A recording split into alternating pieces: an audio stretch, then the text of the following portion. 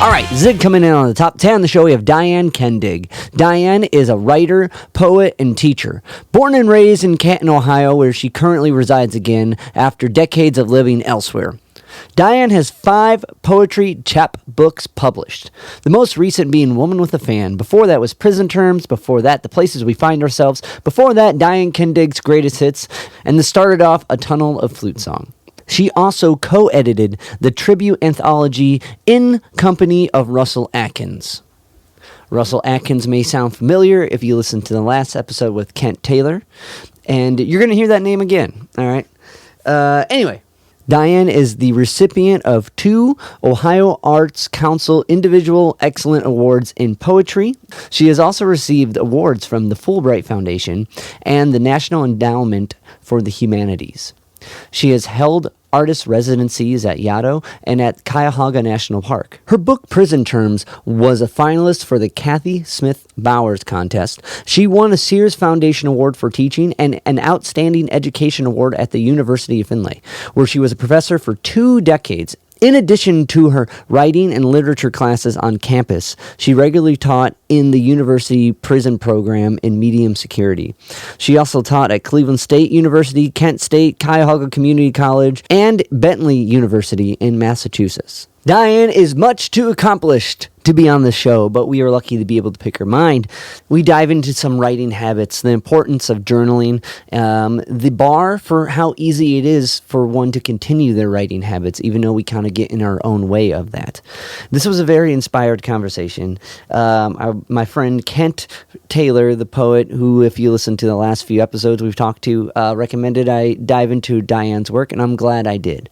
I highly recommend you pick up a book from Diane. If you go to dianekendig.com, she's got links for all her published work and also a lot of links to stuff that's available for free on the internet. If you hear anything you like during this conversation, if you can like, rate, review, subscribe to the podcast, any of the podcast platforms, it helps me keep talking to cool guests like Diane and sharing their insights with you. Now, without further ado, this is my conversation with Diane Kendig. But yeah, so I would say it's better. Cool. But Great. very cool. Well, let's jump into it. So, Okay. with you, when did writing become your mode of expression? When I was 10, Okay. my mother gave me a diary. I'm teaching a diary workshop right now, and I took Yeah. it into NCTE. And I was reading Louisa May Alcott. I had not yet found Anne Frank, but when I did, that just really nailed it in. I knew I wanted to be a writer, but I'm from a very working class family in Canton, Ohio. My parents did everything they could to have me do arts things and stuff, but I never saw a real live writer in my life till I got to college and not till my junior year. But from age 10 to age 21, I was just doing it alone in diaries and stuff. Okay. So it was all, because I mean, a diary was a really good habit, and like, and just a way to like kind of, I feel like a diary is like a kind of a lower, and there's no standard for a good diary entry. You know what I mean? And like, it's, do you like, have you flipped back through some of those old diaries? Oh, Yeah. yes. I'm going to be talking with my group about that tomorrow. The first week we talked about writing them. Tomorrow I'm going to talk about reading them. So one thing I notice is whatever's on the page sort of in my mind grows like a dried mushroom. You put water on it. Then I remember all kinds of things. And also I understand things that I didn't understand at the time with, information I have now, all these. I mean, I'm 76, so I've been doing this for 66 years. That's a lot to look back on. But Have you ever kept one? I started to as a kid, and then I stopped, and then I started again, and I've also stopped. These, like, some of this stuff has been kind of more of my digital unwritten diary. Yeah. But, Well, I think diaries are going to become more audio records, video records. The one thing I was going to say about diaries when you mentioned that is, to me and to many famous diaries, Delacroix, Virginia Woolf, it's the one place where if you use them that way, you are totally honest. And as a writer, that's so important, to be honest with yourself and not worry about your outside presentation, because it's a very different thing. That's very true, because that's the audience is you maybe later or not. Like, that's Right. really interesting. So like, okay, when you started writing a diary and started being hit like with Anne Frank and some of these other like diary heavy writers, is that what kind of captivated you? Was like you felt like you're is that like what captivated you with like authors like Anne Frank and like other people who were writing diary-esque things, was like this was honestly them? Yes, and when you read somebody like Frank and what she was going through, um, and then you learn about what happened to her, it was just so moving. And Louisa May Alcott, although she didn't keep a diary, her novels were the story of her family's life, a lot of it. And I had a family. They all were writing about family, too. And family has always been really important to me. My dad's from a family of 13 kids. I have 32 cousins. Ooh. Only one of my father's siblings ever left Canton, Ohio, so most of them are here. So it was I hadn't thought about that till now when you asked me, but those two journals were filled with, or those two readings were filled with family, and that was the one material I had. Fair. It's what's around. It's what's around. Yeah. And when I got to be in my 20s, I felt really bad because I had a very happy family and a very happy life, and it seemed like you had to be tragic. I mean, I loved Sylvia Plath, and I thought, oh my God, I'm going to have to commit suicide to be famous. Ooh, I'm glad we passed through that little. Yeah. Well, it's kind of fascinating. There is like that kind of like traumatic like artist archetype that resonates so deeply with people. Right. And then when we reflect on like everything's pretty good, you know, but I really enjoy Sylvia Plath. Like how do I even begin to compare? And I guess like as a writer, what's been kind of like your like a fix for that?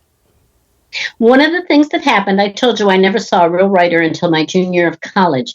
I went off at another college and heard William Stafford. Have you ever heard of him? He's probably been dead many years now. He was one of the U.S., we now call the U.S. Poet Laureates.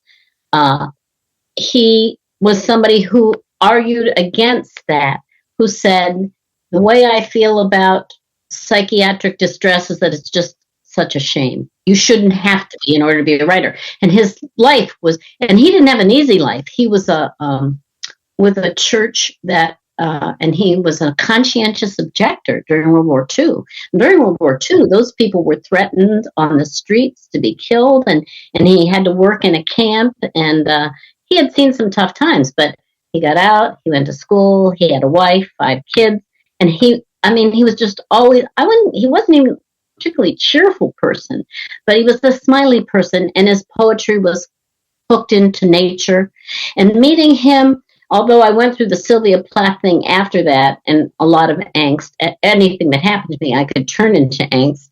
I always had that model also going. And if you meet a lot of poets today, even poets in their 20s, they were really affected by him back then as being that. And also Richard Wilbur, who was a poet from the East, who wrote in rhyme and meter when nobody was writing in that. And he was the same. Nobody made fun of him for doing that because he was really good and really even-keeled. Yeah. So that's so hard to do. Rhyme and meter is so toughy. So tough to like it's one to have like a narrative, but to make it fit the structures of everything and to make it like, it's so difficult. Right. In English, I don't know if you know, it's much easier in Spanish and French. Okay. Yeah. That's one thing I wanted to ask, because I know you've been doing translations. So like let's work our way up to it. So okay, when after seeing and meeting, you got to meet him, right? William Stafford? Yes. At another college, and then I went back to my college and I said, we have some money, let's bring him here. So then we brought him to the college that I was at. So I actually and then later on, years later, I was a student of a woman at Cleveland State, Alberta Turner. Okay. And she invited me to her house when he was staying there overnight, and I actually had to have breakfast with him. So that That's was awesome. yeah, it was. What was breakfast like? He talked about raising the thready, grainy stuff that we put in sandwiches. I forget what it's called, and making yogurt. We talked about this. Like, we didn't talk about poetry. I should have, and I never had him sign any of my books. I just was so in awe. I didn't want to bother. Oh, that's awesome. Yogurt and grains. We talked about making. That's pretty cool. That's like an honest moment, Yeah. So when did you start writing poetry? I don't remember writing it till I got to college, but high school friends have given me all these little ditties I was writing all the time in high school. My high school had no creative writing, not much, no. The art teacher was great. The kids that did art had a home. Performance was great. I did a lot of performance because it was what was there. And I don't remember writing then, but except the diary. But friends brought me these poems I wrote for their birthday and stuff. But I got serious about it when I went off to college, and there was a writing club and a magazine and all of that. And I could see tragedy in every day of my life in college. So, I'd say seriously when I was 19, 20, and there was no time between then and now when I ever stopped either of those. I mean, there are bad months when I don't write in my diary. Maybe as many as 3 months, 6 months, but I always come back to that and to poetry too. So I've been writing poetry, I would guess, since I was 19. Okay. So. Did you so since 19, have you found like a habit for, I mean, you mentioned with the diary, it sounds like if you let go for a couple months, it's okay. You come back to it. And but with poetry, did you have like a practice as well as far as writing? On and on. I was terrified of not writing because the other thing I haven't said is writing kept me from being crazy. I really was crazy. I was suicidal for a stretch of my life. I did have a serious moment with ideation and I think an attempt. But poetry was the thing that kept me steady for that, and the diary, particularly the diary for that. So I was terrified to stop, but I would get writer's block, and that just meant I would get really worried over that. And the thing that stopped me from having a practice was having to work. Yeah. Yeah. And the job I took was the job you took, was teaching. And my first jobs were teaching high school, and those were tough. Yeah. My first job was in country school, 4 different preps, 7 classes a day, with great kids, but teachers who were idiots out in the country, and they were mean to the kids, and the kids were being raised in orphanage. It was tough. Yeah. And I can only imagine with autistic kids, because I had 2 friends that have 3 friends that have very seriously autistic kids. And then I got to Cleveland State, and that really helped. I was in classes for a year and a half, and I taught then too, but there was a little more time. And so in terms of practice, 2 things. Summers, I just would write every day. Every day I worked on it like crazy in summers. I was also working on building school materials, but I wasn't having to go into class. And then anytime we had a 3-day weekend, a 4-day weekend, a 5-day week, Christmas vacation, then I would work on sending work out. So it doesn't sound like much of a practice, but it's, I don't know if it's a practice, or I would call it how I got by. Yeah. Well, that's what it is, right? Like, cause like, I think about like what all this summer break, which I teach summers too. So it's like, I don't get the full summer break, which stinks, but like every night I've been staying up to like 2 or 3 working on this graphic novel thing I'm working. So just projecting any minute I can. And like, so like I relate to it, and also I'm inspired by it, like, because I see the amount of output you have.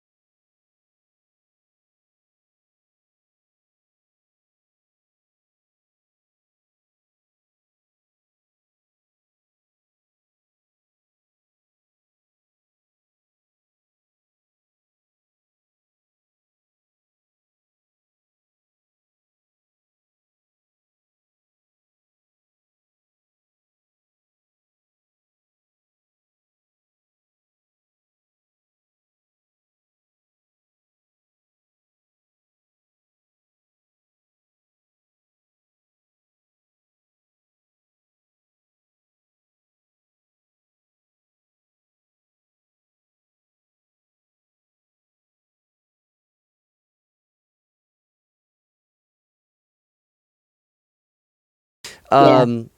So I bring all that up. So like, so budgeting these time frames, it's like anytime I can get to like book, like spring break has become a tour break year, you know what I mean? Like, and then I can do this and this, and it's interesting. It becomes more like, and it sounds like it was the same for you in a way, like a seasonal practice as opposed to like a daily practice.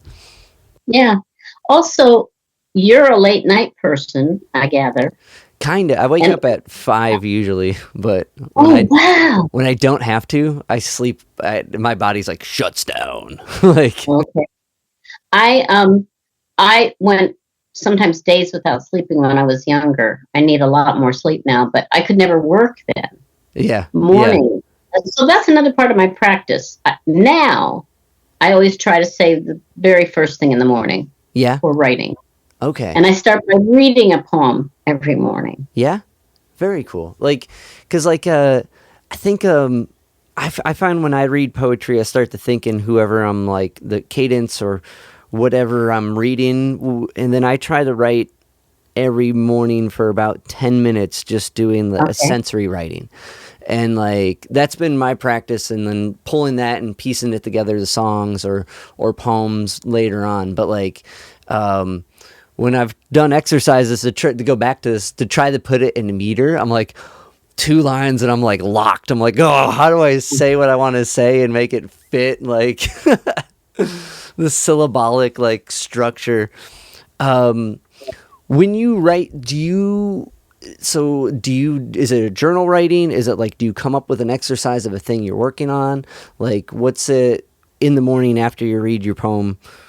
What is that process like? Then I usually write a journal. Okay. Then by then I have to feed the dogs, have breakfast with my husband, take a walk. Then I come back to the desk and I have make an outline for myself the day before. And I try to give the first part to writing. I have a big white notebook filled with prompts and words and ideas. And but usually it's better if I have something that's been cranking in the back of my head. My writers group met a couple weeks ago, and I said to them after they worked over a poem, "Oh my God, this one took me 2 months." And another woman in the group said, "Oh my God," because she writes it, and that's it. And she's very good. I mean, she's one of the Ohio Poets of the Year. He said, "Oh my God, if I took 2 months," and I said, "Well, if I didn't take 2 months, it would make no sense."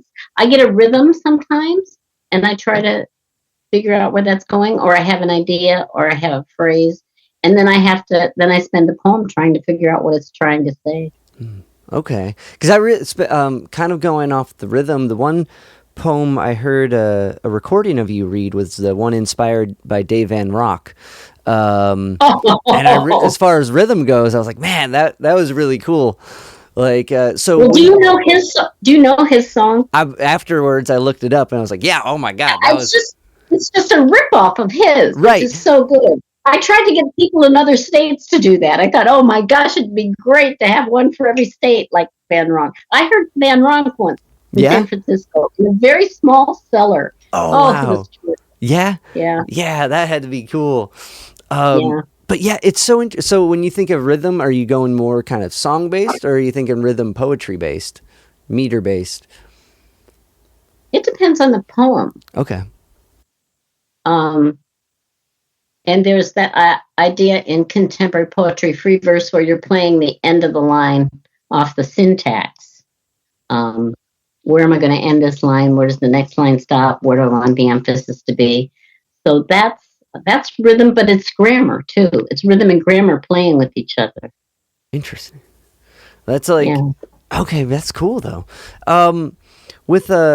So I guess you mentioned a writers group. Can you tell me about the free, oh crap, I just forgot. Free poetry, Cleveland. Cleveland poetry? Yeah. Yeah. A guy who has since left Cleveland started in Cleveland, although I always thought the first one was in Chicago. I have a friend that does one in Chicago. And then everybody claims it was Louisiana, and somebody claims it's Florida. So I don't know who had the first one. But a guy who was in my writers group started the one in Cleveland. And basically, we take, and this is the hard part for me, you have to take your own table, your own chair, your own typewriter, and those suckers are heavy. Yeah. And you go to a place. sometimes it's a wedding. The very first one we did was the president of Cleveland State was having a party, and she wanted us to do this for her party. And then people come up to you. I've done them at art galleries. People come up to you and you say, what do you want a poem about? And it's their grandchild or love or their anniversary, and you just write it.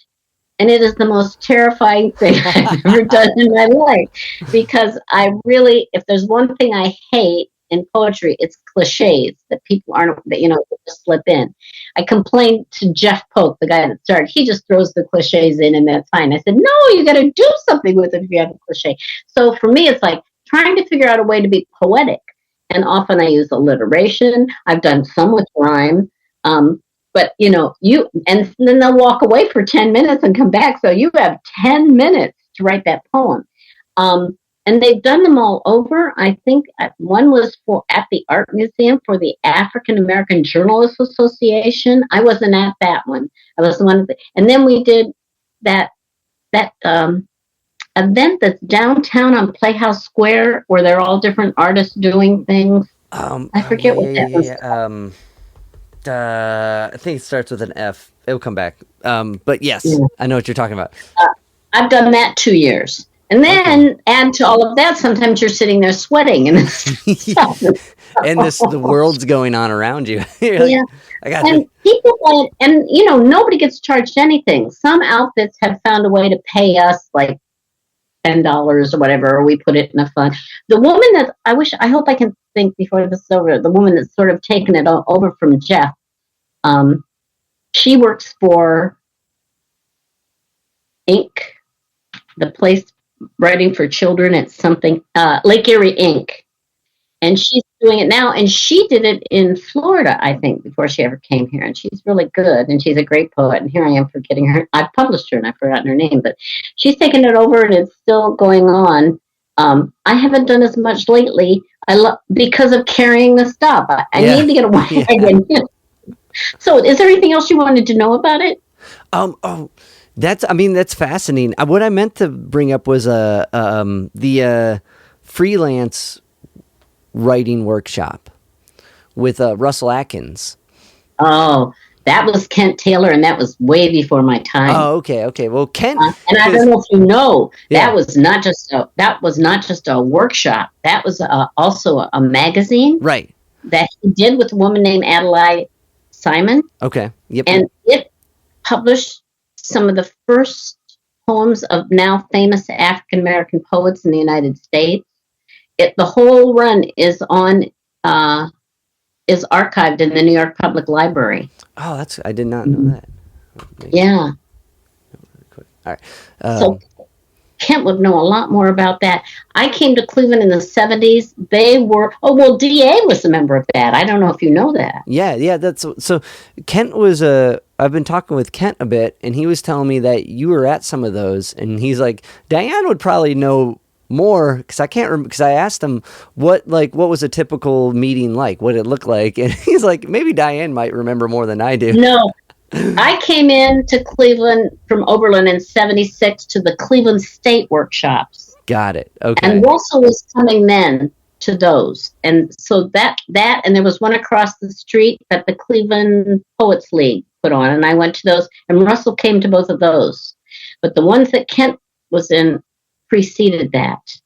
And I think G.A. Levy's death took a hit out of that group. I think they went on beyond that. He actually lived with Adelaide and her husband, Martin. Can't remember her husband's first name. He was in Cleveland Orchestra. And so she was very close to him. They have, if you're at the Cleveland Library, they have a manifesto they wrote, and Kent's name is on that, about what poetry should and should not be. Some very definite ideas. Yeah.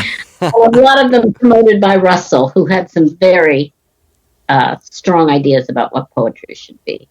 Yeah, I was reading his the collection CSU put out, World Too Much, and he's got at the very beginning with the manifesto, I was like, oh my God, this is heavy. So did you see who the editor of that is? Ba-boom. What? I said Ba-boom. Was it Well, oh yeah, there it is. Kevin. Cooper. Yeah. Yeah. Kevin Russell was almost lost. He was in a nursing home. All his papers had been burned. He was in an apartment still. His papers hadn't been burned. And nobody knew where he was. I had moved to Boston, just moved back. Bob had moved to New York, just came back. 2 of Russell's students, and the 4 of us got together and said, where is he? And we found him in this apartment. But Kevin found him ahead of time and rescued some of his papers, but the rest were all burned. And Kevin, with a previous book, brought Russell back to life in a book called, a series that Kevin does called Unsung Masters. He published a lot of Russell's poems from then and later. And then we got him some parties. We worked on, he was so depressed when we found him, so depressed. And Kevin just really brought him and his reputation back to life. And so his last 10 years were decent. Yeah. Was it like because his poetry is really, it's really, really interesting how it's set up, and it's really dense. So, and that's... And ahead of his time.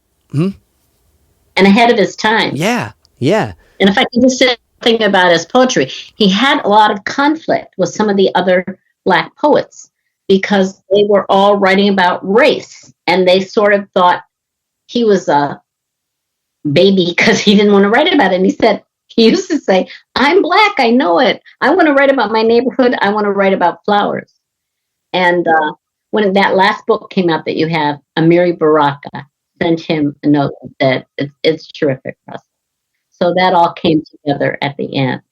But he felt, and it may be true, that his reputation never took off, 1, because he never left Cleveland, and 2, because he was very stubborn about writing his own way. He wasn't going to write anybody else's way. But now he's being taught in a lot of colleges, and a lot of poets show up to you. Well, I used to visit him every month, and people would contact me and want to visit him to see him and talk to him and tell him how much his poetry meant to them now. It was. And also, I don't know if you know, he was a musician.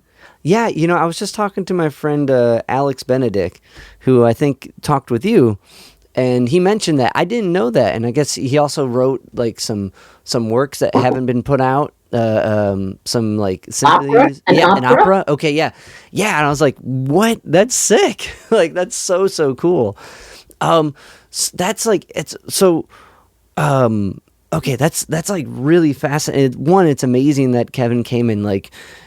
How the community comes together, but I think that's one trope maybe I'm learning from Cleveland artists is like, or Ohio artists is they do it their way, and they're stubborn about the thing they do, like very and also it's a community. Stubborn. Yeah, it's a community that I don't know if you've ever heard of Daniel Thompson. Yeah, I wanted to ask you about him as well. I really did not like Daniel when I first came to Cleveland. I thought he was blustery and a show-off, and I became so fond of him by the end. I was teaching in prison, and he wanted to go into prison with me. He had been in prison, and I have a poem where I've written about it, and I had always said Daniel will be the last person I take into prison, and he was. And man, the joint rocked when he came in. He had cancer even then, I think, and he just read his heart out, and it was an incredible evening. The guards were all standing around transfixed. It was a great evening. Yeah, I read your poem about it, and like it's yeah, it's amazing. Like because I did music therapy practicum in juvenile, and like it's such an intense environment, and like it's something where like certain personnel, you're like, this person's going to do okay in here and this person won't, so maybe they shouldn't come with me. And so like reading, I kind of, I was like on that journey, but that's incredible that everyone just locked in and that it meant so much. But what else? I think juvenile's tougher. I was working in medium maximum.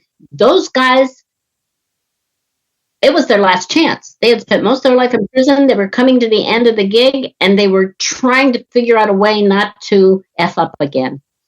One guy looked at me, and he was so terrified, and I said, what's wrong? And he said, he said the word, I have F'd up everything in my life, and I don't want to F this up. And that was a first-level writing class. He was terrified of it. Well, I gotta imagine like a lot of people that completely have been like, unexposed to reading and writing are very intimidated by it, and like, so like, well, how did you start doing that? Like, how did you start teaching in prisons? Like, how do you go from high school to prisons? Well, I went from high school to college and got my MA at Cleveland State, which was a great place to get an English education at the time. And I adjuncted for 8 years, like everybody did, living on the edge, not having any health care. And one day a sign went up at work that University of Findlay, it was Findlay College then, wanted an English teacher. And I went out for the interview and I was told they were starting a new program in a prison. And if you took the job, you would have to try teaching there. If you didn't like it, you didn't have to keep doing it. And I said, sure, I'll try anything. And I met my husband there, and I worked with a woman, the smartest woman I ever worked with, who had worked in prisons in Michigan. And she was from a very famous family, educated at Harvard. My best friend, she died a couple of years ago, and she just taught us all about being really honest with the guys. But my second class, I have a poem about it, my second night in prison, they were just all arguing and shouting, and I was wearing high heels, and I got up on the desk, and I said, everybody, just shut up. What is the problem? And they all started again, stop. And I pointed to one guy, and I said, you, and he was the one. I said, what is wrong? They were all arguing over subjects and verbs. And he said, I have fucked up everything in my life, and I don't want to fuck this up. It was the first time college had come into prison, and they could get a degree. And I said, okay, there will be no more discussion of subjects and verbs. From now on, we're just going to write. And that's what I did. We just wrote. And I'll tell you, once you said, we're just going to write, just write, don't worry subjects, verbs, spelling, don't worry. It just poured out of them. Some of them would come back with 50 pages and said, I know you said 2 pages, but I couldn't stop. And they wrote the most fantastical. One guy wrote a piece about being on a bus in Cleveland after he had done some LSD, and everybody looked like they were serpents with long necks. Oh my gosh, it was funny. It was the funniest piece I had ever read. That's incredible. That's awesome. But that's amazing that they felt that they could say it. You know what I mean? That's so important. And and it just to, I guess so this kind of goes back to like, that's like a diary and to the start of it. Like when you take away all the rules and like what's right and just make it an expression, it really opens up sets the bar so you can step up to it. Right. You do have to teach the stuff eventually. Yeah. My husband's a linguist, and he's, a writing instructor, and we both know you have to teach that stuff. But often you can teach it one-on-one along the way, and learning all the rules at that point just doesn't help. They've got to see it in the context. I think that makes a lot of sense. In my mind, I compare that to like music. Like there's so many, when you first start playing an instrument, maybe the timing is not there, or maybe it's, some of the structure is missing. But if you start to play a little bit of the riff of the motif, and you hear yourself doing that, you're like, I can do it, But if you completely micromanage every part of that, you'll see the student kind of be like, I can't do this. You know what I mean? Where it's just, sometimes you just gotta let them be wrong, which is right. You know what I mean? Yeah. That's language is like that too, foreign language. Yeah. So if you're worrying about every grammatical error, you become constipated in the mouth. Yeah. Yeah. When did you start doing translations, and how has that affected your writing and poetry? I think Spanish affected my writing and poetry long before I translated. I had a high school Spanish teacher who was incredible. He was didn't come to the United States till he was 6. Like everybody then, he was just thrown in the schools in English and picked it up on his own. He eventually was in World War II, got the GI Bill, in addition to Spanish and English, he learned German. And by the time I knew him, he was studying Portuguese and French. He could speak 5 languages. And here he was in Little Perry High School. And he not only taught us the language, he really emphasized correct pronunciation. He would make us make sounds. But he also talked a lot about the culture, told stories about Unamuno and a story of Unamuno. So I got to college and I got out of the first 2 levels of class, and I was in the 3rd level, junior year of Spanish, my freshman year.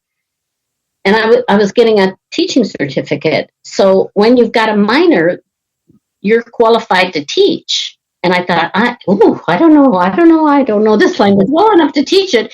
So my senior year, I lived in Spain for a year. I went to Spain with the program to a little town called Segovia and lived with a family. And I just fell in love with Spain and fell in love with the language and the stories, the literature, the music. The music is very different in different regions, just like it is in the United States. So, that was like 1971. And then it wasn't, and back then there just wasn't much in translation to read. So I would take Lorca and translate his poems for myself just to make sure I was understanding them. But I would never thought of publishing them. There just wasn't much translation then. So zip up to like 1984, there's a wonderful photographer in Cleveland named Steve Cagan who was doing work in Nicaragua. And he came back with a book of poems that the Nicaraguan government, to teach literacy back in the hinterlands, were using poetry to teach literacy. And it was this book of poems by people who were learning to read and write by writing poems. And it was also about the war and their experience in the war. And I thought, wow. And he said, you should translate these. And I said, oh, God, I don't have time. I have my own work. But things were really negative about the politics with Nicaragua. And I felt it was one way I could help with that. So that I translated little books. Steve put pictures with it. And we went out and gave readings. Then I applied for Fulbright to teach in Nicaragua. And I think that book is what took me there. So it was that, and I met some poets there, and I translated some, like Daisy Zamora, who's now in the United States, and there's a big video about her. I translated one of her poems and got it published. I'm trying to get a book by Michelle Nallis right now. She's getting very old and sick. She was one of the poets of the Revolution, and a publisher told me, oh, they're really interested, and I've just got to get my act together and do it. But I remember one year when I took off a year to write and lived on $3,000, I knew I was worried about that thing about writer's block. So I thought, well, I'll translate this novel. And every morning I would get up and there's something very creative about translation. It almost feels like you're writing it. Because you're bringing it across in a different way and you're looking things up, and it's not the same, but it's sort of, you're doing it as you go. So that was when I found translation pulling stuff out of me. And I must have been like 24 that year. That's earlier than all. And that's never been published. And that novel is by a famous Spanish author. It's never been published by anybody else. But it was just an exercise. So I do set up exercises for myself, and that was one of them. Okay, that's fascinating. Because, like, I've been reading about people translating stuff, and I'm like, there's got to be something there that, like, helps enhance writing in general, And, like, I gotta imagine, like, with words, like, I mean, I know rhyme's kind of like the big punchline at the end of a poem. I feel like it's not the most important, but it's a heavy topic. Like, how words sound and work have to be different in other languages. And, like, so, like... Sometimes there isn't the same word. Yeah. So, like, just even a structure like that, like... to see how that morphs with different language has to be like a really like inspiring or at least eye-opening like skill to learn. Like does rhythm in like rhyme like from other languages like affect how you write in English after translating and learning how they work in the native language? Well, I've never really translated rhyme and meter into English, except for I was in a workshop in UC Santa Cruz for 6 weeks. And we had to do it in French, we had to do it in German, and they would give you the crib, and you'd have to, because, it isn't just translating the words, it's figure out how to bring the whole emotion and everything across. But in Spanish, Spanish, Latin America particularly, was very influenced in the early 20th century by Walt Whitman. And because there were these long lines and no rhyme and meter, and they were there. Wow, we can write poetry with that. So a lot of the contemporary poets, like Pablo Neruda, whose work I've translated and I love, is free verse. But what I do get influenced by is, like, Pablo Neruda wrote these odes. You've probably heard of them. So I had to try a couple odes like him. He wrote some long, skinny poems, and I tried doing that. So sometimes it's the visuals, once again, the line playing off the syntax, the subjects, because they're going to be writing about different things. So that more than rhythm and rhyme, I think. Although I love rhyme, I'm much better doing rhyme, and slant rhyme I adore than I am traditional meter. I can do, I have some poems in traditional meter, sonnets and stuff, but I really love rhyme and slant rhyme. Slant rhyme's really fun. Like, when you figure, like, it's really, like, I found this, I've been reading this, there was a songwriter book on rhyme, and it opened my, by Pat Patterson, and it just, like, when I really first tried to start writing, he, like, goes through and explains all these different types of rhymes that I wasn't aware of, And then I read another book by Mary Oliver that kind of expanded upon the same thing. Some of the terms were different. One of them called them family rhymes instead of slant rhymes. Oh, okay. But basically, half rhymes. Some people call them half rhymes. Okay. So, but it all seems to be the same. Like, It's almost there, but not quite.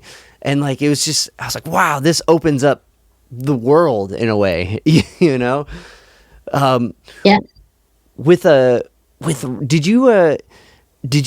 found a really pretty decent source online, like a Rhyme Zone does a pretty good job of pulling rhymes, but, like, would you use a resource like that or a rhyme dictionary when you write to come up with this, or are you writing down different things based on the syllable? You know what I mean? Coming up with them.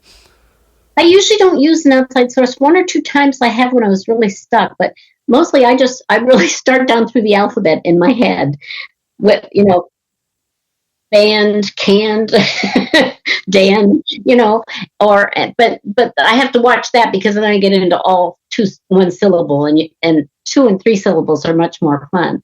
But I mostly just work that for myself. And sometimes I just make the list of words and then see if the poem can arrive at those words. Interesting. Okay, because with some of the slant rhymes, that kind of works. Or the sound. I'm trying to think of it. I'll come back.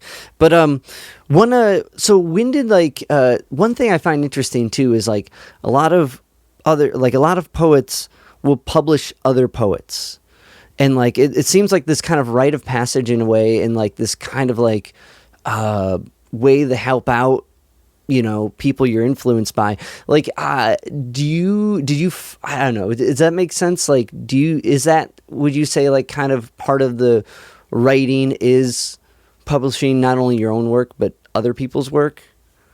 Yeah, the idea of community was something that Robert Creeley used to talk about, community, and I've written about that, particularly with Ohio poets and Northeast Ohio poets. To me, the community was so important. I was so lonely. I was suicidal, and I came to Cleveland. There was such a community there. And one of the projects that I do now, I don't know if you've seen it, I've done it for 14 years now, for the Cuyahoga County Public Library. For National Poetry Month in April, I choose a poem by a poet in Northeast Ohio, and I get their permission. I get a biography, and the Cuyahoga Public Library has done a wonderful job.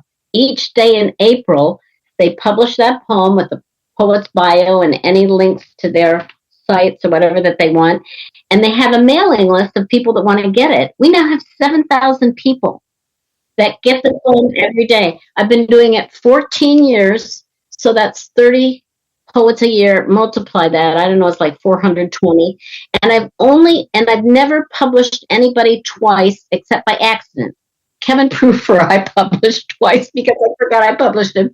You have to be living in Northeast Ohio or from Northeast Ohio or having spent a significant part of your career in Northeast Ohio.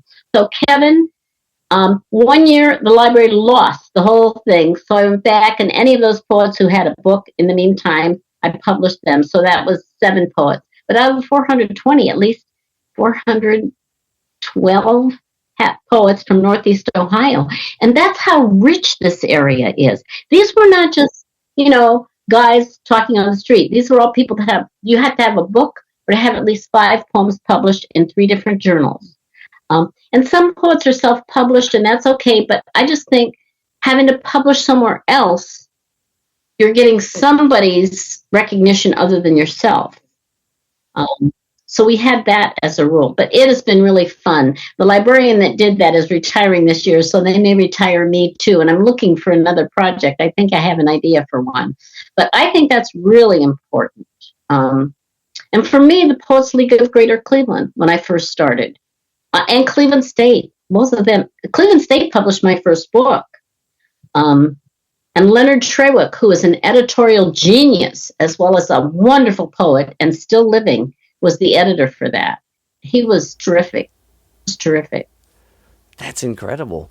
Like, with on a side note, my fiance works at the Cleveland Public Library. If that's and does art, books the events and stuff. So maybe I'll link you guys up. Maybe that's something. Yeah, do. Like the first years of the project, I didn't want to ask poets to send me the poem. I wanted to pick it.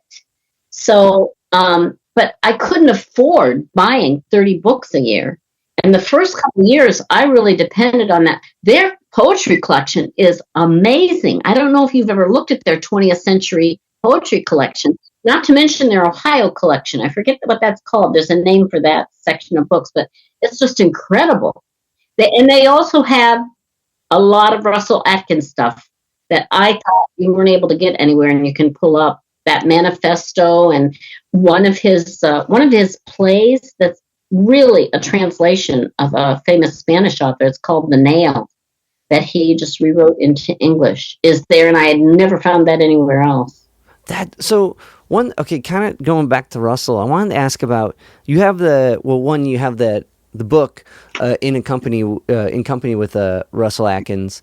Yes. And like in that is that poem about him being in the nursing home and you guys writing the poem. And like 2 things on that. I worked in nursing home so after I'd teach, I would do a nursing home gig. I would do one every day, like for, I don't know, 5 or 7 years. It's just, I did a lot of nursing home gigs, and like that scene you describe where the body's coming through and just the alarm. It's like the touch of mortality is right there, and you're stuck in it. And as you're stuck in it, there's the most annoying thing you can deal with, and like it's so perfectly how awful nursing homes can be.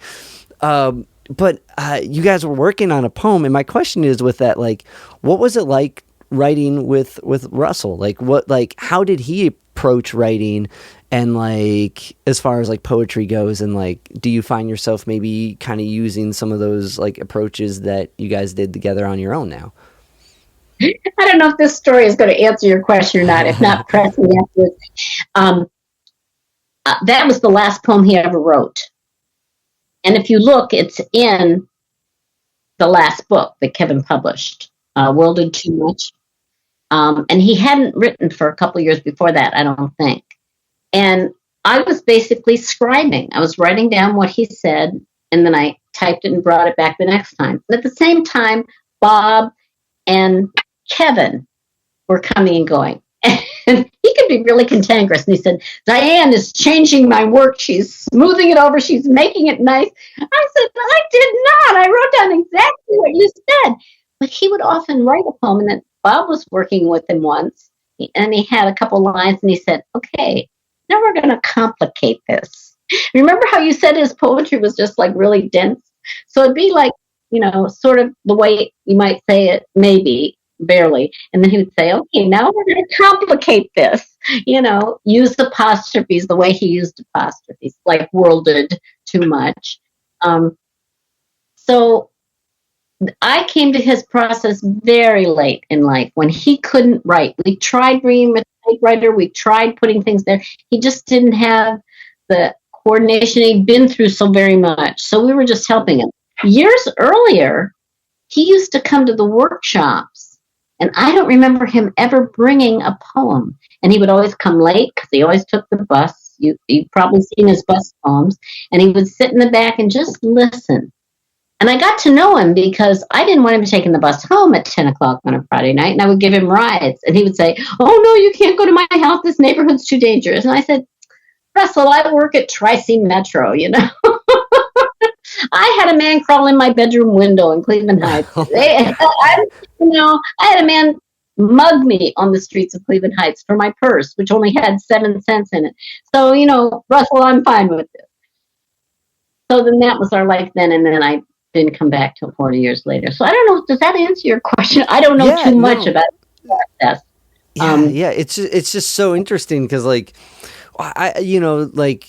to work with someone in writing, like, I don't know. It's always. I feel like I always learn something from being with anyone, just witnessing what they do or working on something together, and like I've always been like kind of like an active. I read a lot about writing.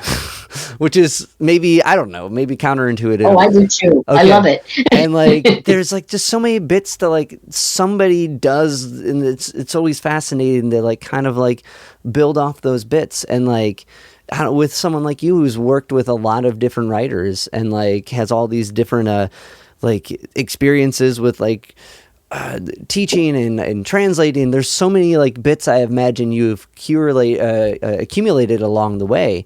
That I was just interested if there was one from Russell, but that makes sense because his is like kind of a very unique, weird approach to writing in the best way. But you saw it. It's that poem. It's that poem, the last poem he ever wrote, and I was there in the room. Oh, and the poem is, at one point it was called Rest Home. I'm not sure what the title is in the book. I could look at it. Oh, there's the book right up there.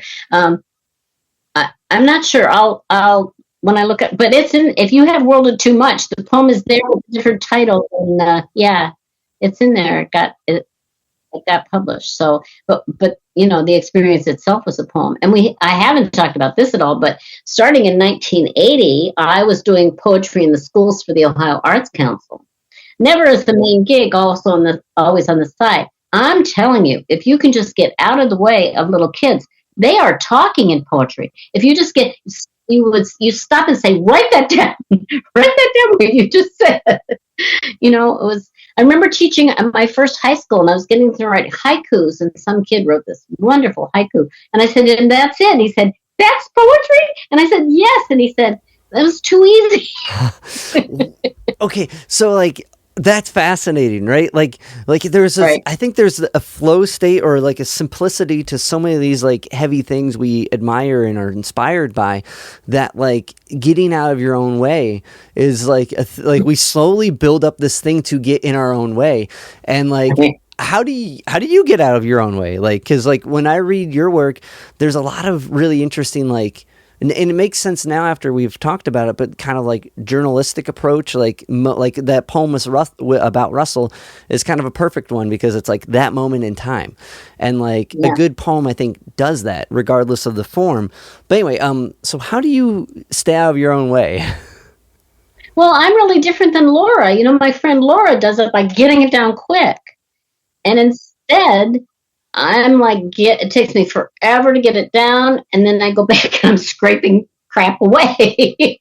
For me, it's, I guess it's like, my dad was a workman. He worked with his hands, and in a way, I do poems the way he did. I'm like building up, and I'm finishing, and I'm doing all of that. And I guess how I get out of my own way is I try to get in the poem's way. I try to let the poem have its way.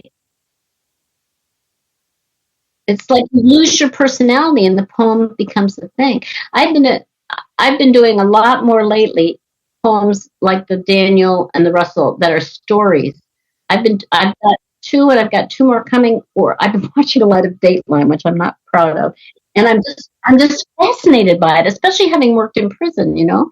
And I found some famous stories about, say, like John Keats. Like they think his mother might have had something to do with murdering his father. So I did that as a Dateline episode. It was such fun, you know, and that part of that's made up.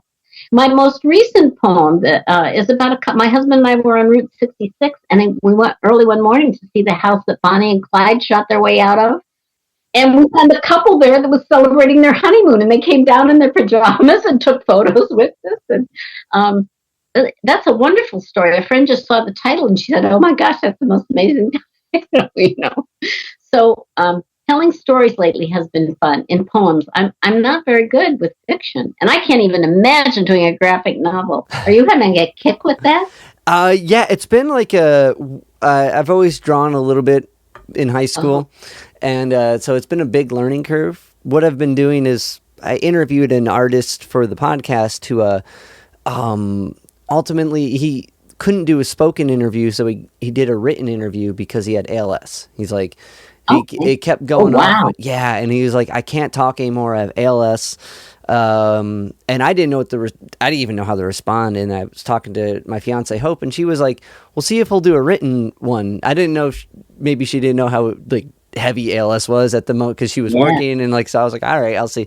And he got real into it, and he really liked it, like because he'd be like, "Oh, these are really thoughtful questions." So I could tell he cared about it, and I didn't want to just put it out as like Dave. Bert. His name was Bert Suzanka. And like, so I decided to try to illustrate it after reading Harvey Pekar work. I was like, I can maybe I can kind of like illustrate, because some of the artists in there are like maybe more approachable. Like I was like, it seems doable, you know. Some of them are super, super good. Like there's Gary Dumart that's fantastic. And then there were some other artists where I'm like, I think I can maybe fudge my way close to that. Like, so Have you read Mouse? Huh? Have you read Mouse? Oh, Mouse. Yeah. That's another very heavy graphic novel. Yeah, my God. Isn't that? Yeah. Yeah. I just saw a documentary on Spiegel. I can't think of his first name. But there's a doc about Mouse and like where how it came from his father and stuff. It was on PBS. It was really interesting. So is those more story poems? I was trying to look at my notes without giving it away. But you've been working on a book. Is it called Sway or Stay? Stay. Aha. So is the kind of story poems going to be involved in Stay? I just don't know. I have a hard time with books. You know, I have friends, they put out a book a year, and I love writing poems, and I hate putting poems together. But I think I chose that as sort of a theme I could use, because for me, what a poem is just a piece of work that holds things for a minute. It holds your attention. It holds and so I'm thinking, well, any poem can be a stay. Plus, stay has other meanings, you know, like the stay that women used to wear in their clothes to hold them in. And Robert Frost has some poem where he says we must choose a star to stay by, to hold our attention. So I'm just hoping I can throw anything in there and it'll work. I hadn't thought about story poems and not story poems. I'm just thinking of something that can hold anything together that I want to put in there. So it wouldn't be just story poems. I don't have enough of them. I've got two Dateline. I've got the Russell. I've got the Daniel Thompson. I've got the Bonnie and Clyde one. So I don't know. I could maybe do a chapbook of those. It would have a different title. Kevin Proofer has a book called Fiction, Poems. So I think it's because he lies a lot in his poems, which I never do. To me, just The poems are like my diary. Sometimes I change things to get a sound or whatever, but I think Kevin is going off in these. You have to look him up. Yeah, no. Especially now that you know Jason. Yeah, no, I'm definitely going to reach out and pull some of his works after talking with you. I would like to talk with him as well. Yeah. So Diane, I really appreciate your time. Thank you so much for letting me pick your mind a little bit. And like, this has been a pleasure. Before kind of wrapping up, for anyone who's starting writing poetry, a diary, or like what advice do you have for anyone who would want to dive in? I would use the advice of William Stafford. He used to say, when you find yourself blocked, when you find yourself not writing because you think it's not too good, it's not good enough, lower your standards. And usually we're told you've got to have standards, you've got to have these high standards. But I also have a quote on my desk from Sylvia Plath that self-criticism is the worst block to creativity. Sometimes you've just got to let it go. You've got to go back and make it good. But when you're writing, that's not the time to do that. If you're not getting the writing done, lower your standards. And if you can't write the poem, write a diary. If you can't write a diary, write a list. If you can't write a list, write one word, but write. Marge Pearson has a poem where she says people are always looking for awards and things, but the fact is writers are people who write. That's all you have to do to be a writer. Write. That's incredible. I love it because you're right. Like, you're right. One thing, the other thing I wanted to at least to bring up was prison terms. Like, I love your wordplay. Like, I know, like, and that kind of goes back to stays. Like, that's fascinating. Yes. And like, from those prison terms, I mean, has to come from your time teaching in prison. I guess, like, with being in that whole experience, like, 18 years. 18 years. Oh my God. That's incredible. I know you're going to ask the question, but I figured out how many hours I spent in prison, and I did 4 months in medium security. Oh my God. That's 18 years and it was only 4 months. That's like, oh man, that's crazy. I figure every hour I put in and divide by 24, I get 4 months. Wow. Wow. I'm sure that was a lot shorter of a time than some other people served in there. Yes. But just even, and I got to go out of it. But even with that, like to take away like all these people experiencing, like adults experiencing like writing for the first time and like meeting that person that said they were afraid to fuck this up, like that's heavy. That's not like, that's like, I can't imagine that's not just go home and like, you know, do something else. Like that's like, so I guess like, how did that affect you? Like, let me rephrase that. Did that really impact how you wrote and how you saw writing and just like seeing like adults kind of approaching it and being afraid of it and then immersing in it? Like that whole experience, I guess, like, how did that like kind of weigh on you? First, I am a teacher. Yeah. Much as I didn't want to do that when I was a child. And it affected my teaching. At that point, I had been teaching for 15 years, and I felt like I was starting all over again. Someplace where people really believed in education and that it was crucial.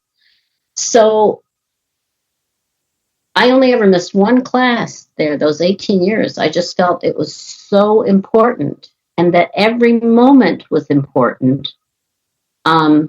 And then how did it affect my writing?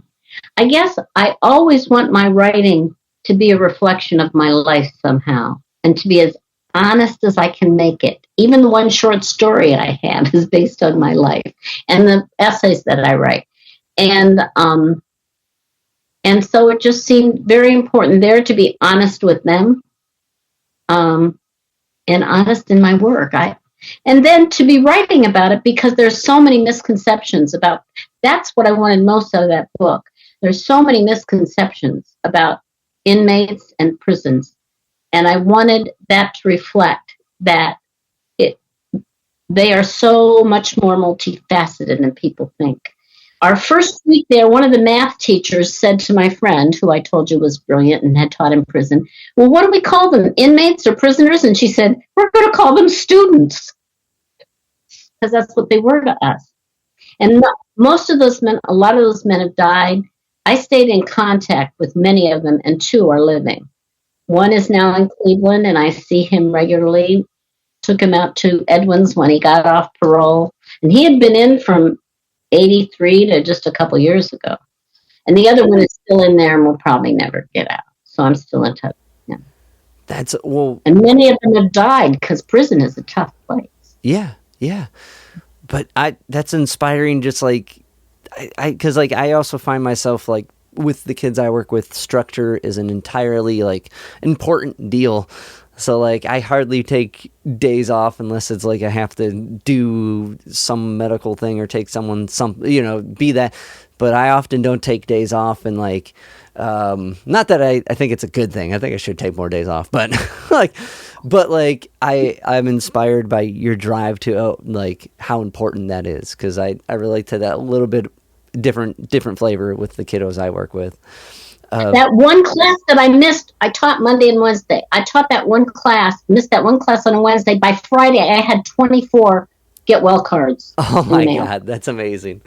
Well, that just goes to show like some things you don't think matter have such a huge impact. And like, I think when you are going out and doing your own thing, like I'm sure when you took that year to write, living off I can't remember what you said. $3,000. $3,000. Oh my God! Yeah, that was 1976. So oh my God! A little easy to do that. But living off $3,000, like the people around you saw you do that, and I'm sure that impacted them. No, they didn't. They didn't. No, that's when I was in. That's when I was in Oberlin, and I hardly had any friends. Well, I'm sure the few that knew what you were doing, or even hearing about it now, you know what I mean? Like, if you can do that, then the guy I was dating thought I was crazy and broke up with me. But I'm sure nobody thought that was a good idea except me. Somebody, I'm taking that story away and being like, that's huge, because if someone can follow what they want to do, I can do that too. Even if it's not taking a year off or whatever, but like to some degree. And like, I think, and most creatives leave a ripple in the water that they probably don't notice. And like, I think that's like, especially getting all those cards, that's like a little indication that ripple has expanded through the pond. Like, yeah. I guess, but also, I'm sorry, I keep asking a couple more questions, but like, I'm fine. I set the morning aside for you, or the afternoon, or whatever it is. Well, thank you so much. Do you have any stories with Kent Taylor, or I mean, I think DA probably passed before, or did you know DA at all? I didn't. I think I was alive, but I was I'm born and raised in Canton, Ohio. Right. That's where I am right now. Okay. I was going to move to Cleveland after my dad died, but I live in the house my father built with his own hands when he came back from World War II, even though I paid market value for it because a family member had taken it over. But and I don't even remember hearing about DA until he was dead. Since then, I once gave Allen Ginsberg a ride, and he talked a lot about coming out to support D.A. Levy. And I know so many people that knew him, but I didn't. And honestly, I didn't know Kent until relatively recently, and we've never met. Huh. And it's because of Russell. I wanted Kent to have something in the book. I wanted a tribute to Russell, and Kent was really a part of that crowd. He told me once, if I remember it right, I shouldn't be telling this because I may have had it wrong, but he told me when, I remember him telling me that when D.A. died, his parents wanted him out of Cleveland. He just felt that scene was toxic. And the scene of the poets wasn't, but the Cleveland police were nuts. Yeah. That sounds about right. I've talked to Kent a bunch. I don't know if he's ever mentioned DA's parents. I never asked him about that. But like, he did tell me about how the Cleveland police were like even he was being followed and tapped in on, and through the phone and such. Like, okay, that's crazy time. Wait, you drove Allen Ginsberg around? What? Well, when I worked at Cleveland State, none of the faculty ever wanted to do anything with the poets that were coming down. So but that was a different thing. The art students invited Allen Ginsberg to town sometime in the 80s, and we picked him up at the airport, and it was the first time I think he had been back since he had been there marching for DA. And he told us the story that he had seen a lot of ugly police in his days. I mean, he's from New York. He said he had never seen police like that with the boots, and he just thought they were the meanest people that he had ever seen. Wow. That's pretty heavy coming from him. And back then, I had never had much use for the beats until that weekend, because Ginsberg showed up in a suit and tie that he wore the whole time. He is so well educated, and I was at a fancy party he was invited to, and there were a lot of big famous lawyers there, and they used the line that people always use: "Oh, you're a poet? I never read poetry. Ha ha ha ha." Like, why would they say, "Oh, you're a doctor? I never take medicine"?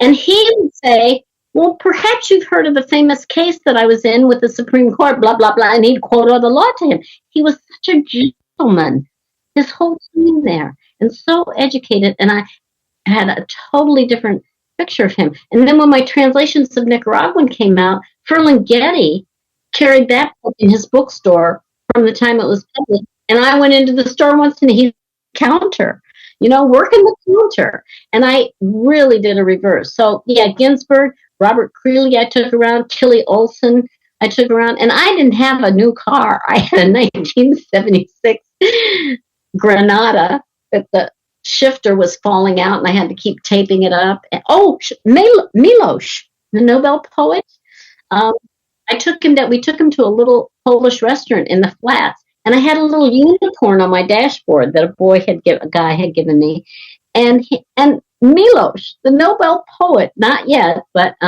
said, "Oh, have you seen the new Walt Disney movie about unicorns?" And I said, "No," and he said, "It's really very good, much better than you would think." That's amazing.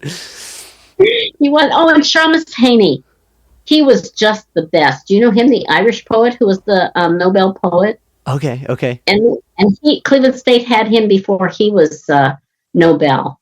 He was just trying to get enough money to buy an expensive car at that point. And we took him to a Greek restaurant, and the people were smashing glasses, and he ran out to see it. That's incredible.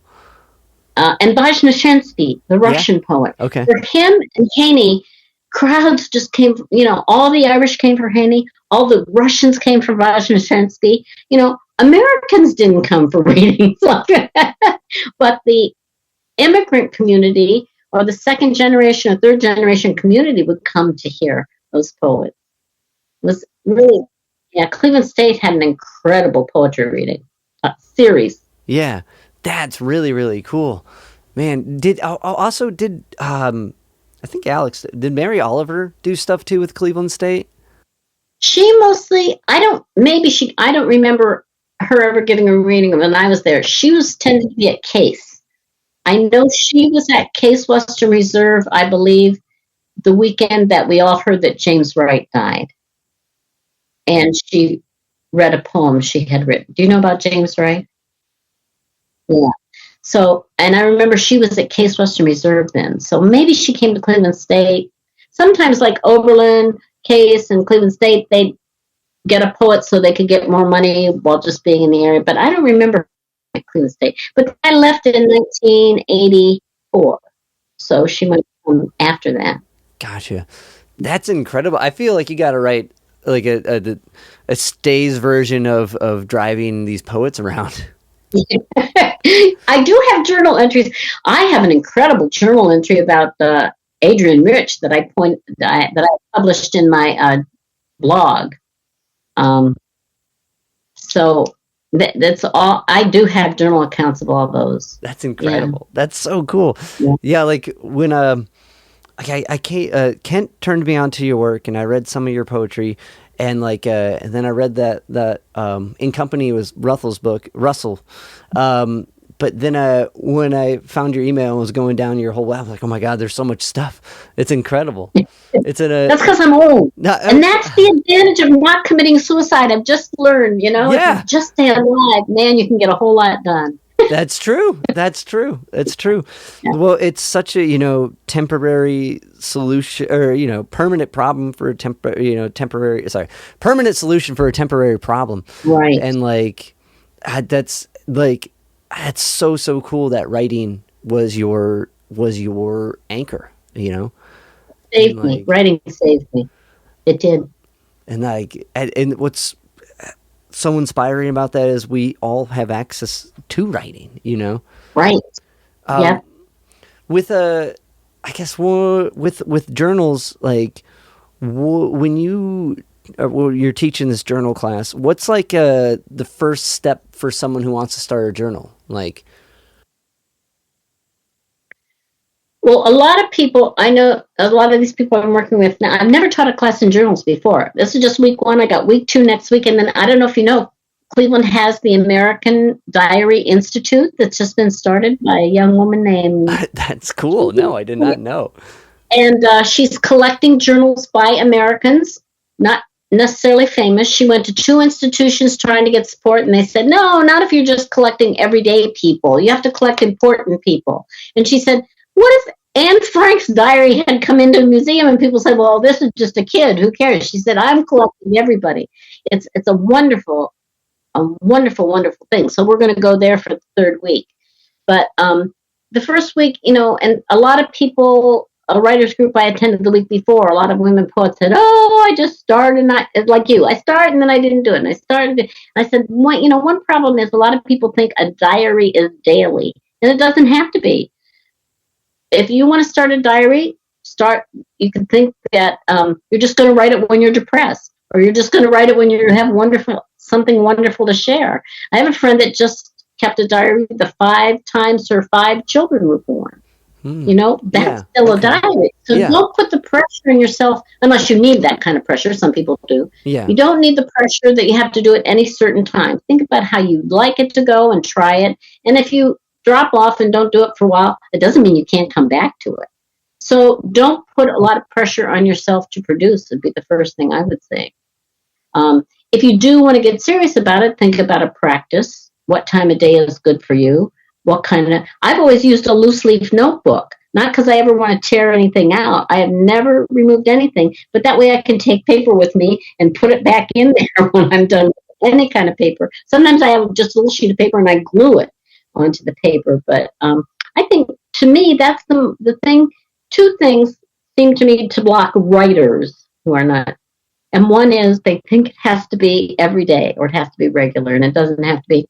And the second thing, some writers have said to me, I can't do it. It keeps me from getting my important work done. And I think, well, what's more important than sitting down once a day and being honest with yourself? Or anchoring yourself. And if you feel that way, that's fine. Then don't do it.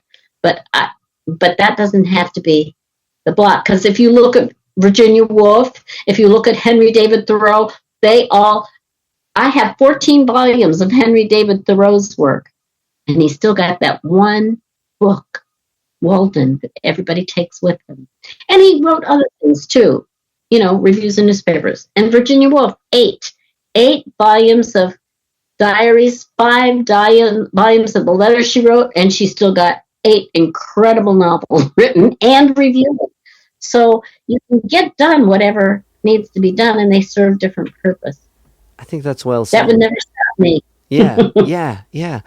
And I guess another question with like, how much of like writing is reading? Like, not, Well, everybody, every college MFA teacher says read. One of the good things I think that has happened in the American MFA program is in the 70s, I was just appalled. All they ever read was contemporary American poetry. And I'm reading early modern Spanish work, and I'm thinking, this is terrible. They have really branched out now, and in MFA programs, they're reading things in translations or things from other countries other that maybe write in English, but it's different countries. And students from other countries are coming into the MFA programs and sharing their work. So I think the internationalness of reading is important too. But but I do see some beginning poets say, "Oh, I never read anybody else's poetry because I don't want to be influenced." And I think, man, writing is the only art where I ever heard artists talk that way. Would you ever have a musician say, "Oh, I never go to a concert because I don't want to be influenced"? You would never hear an artist say, "Oh, I never go to an art museum because I don't want to be influenced." So where do they get this? I would never read anything because I don't want to be influenced. Man, this is what's missing in your work, buddy, is influence. I do. I guess there's some musicians I know that tend to avoid certain things because of that same purpose. But really? Yeah. But I don't think concerts in because it's impossible because I see them at open mics. You know what I mean? It's so it's inescapable that you have to partake in the community and you have to in the sense of listening to music, you have to pick up the book and read. And so do you have your own balance of reading to writing ratio? No. You start a poem in the morning, reading a poem before you write. And that's one thing too. That's relatively new. Okay. Cause I used to read a couple poems before going to bed. That'd be my kind of approach. And I thought I should do that. Yeah. Yeah. Cause with poetry, it's so, I find I can take one poem and just read that for a month if I wanted and still maybe not completely get the whole thing. You know what I mean? Depending on who it is. Sure. And yeah, that's a good poem. Yeah. Or just or I'm overly analyzing everything about it. But I feel poetry is kind of hard to read in bulk. It's hard to be just, I'm going to read this poetry book today. Yeah. And because you could easily take away everything or nothing. But as far as do you have a balance of reading to the writing? I don't, and I don't just read poetry. Although I find more and more I'm reading less and less fiction. I used to teach short story writing, and I read so many short stories, and I love the genre. Now I don't. I get the New York Times, the New Yorker every week, and I don't read any of the short stories there. I don't know why. My husband is an incredible reader. He reads hours every day, and he reads a lot of fiction. Now I read a lot of nonfiction.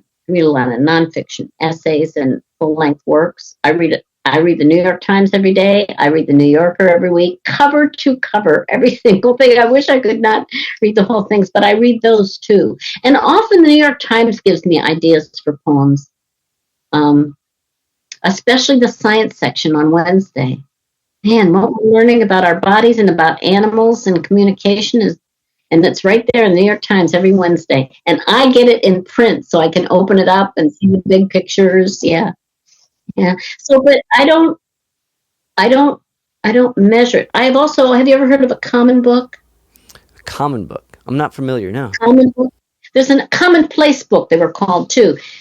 They're in different cultures in early American and I think Japanese, and it's just a list of your favorite quotes.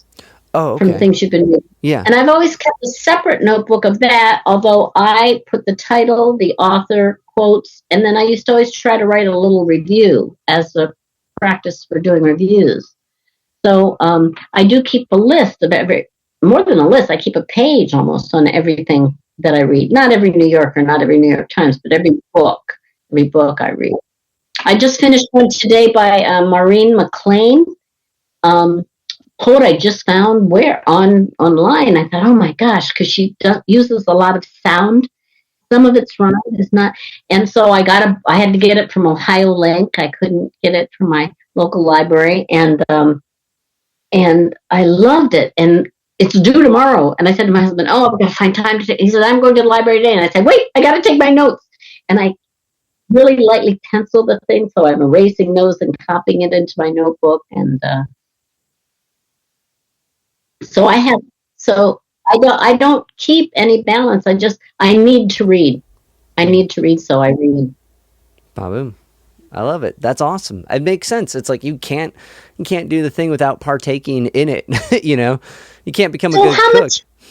What's your balance of music, performing and writing music to reading and writing? It sounds like you have a lot more going than I do. I'd beg to differ. You're teaching way more classes than, but for your stuff. But my husband is. My husband will know. Yeah, he's just so cool.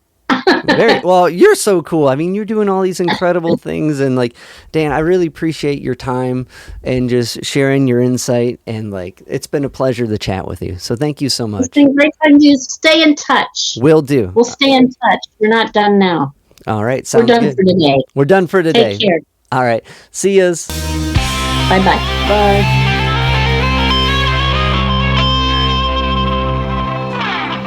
Recording stopped. Yo, Spike Spiegel here. You just listened to Zig at the Gig podcast. Keep riding the bebop. See you, Space Cowboy. Bang.